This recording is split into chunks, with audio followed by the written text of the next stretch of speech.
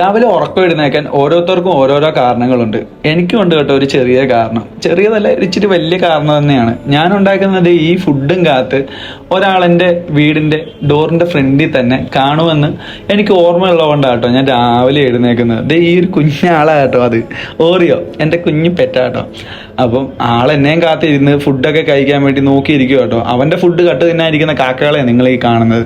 അവന് ഫുഡ് കൊടുത്തതിന് ശേഷമാണ് എൻ്റെ ഒഴുക്കവും പരിപാടി ഞാൻ തുടങ്ങുന്നത്. കുളിയൊക്കെ കഴിഞ്ഞ് കുറച്ച് സൺസ്ക്രീനൊക്കെ വാഴ്ത്തേച്ച് കുറച്ച് നേരം പട്ടി ഷോ ഒക്കെ കാണിച്ചതിന് ശേഷമാണ് ഞാൻ പയ്യെ ഇറങ്ങുന്നത്. അതിൻ്റെ ഇടയ്ക്ക് സ്പ്രേ അടിക്കാൻ മറക്കുന്നില്ല.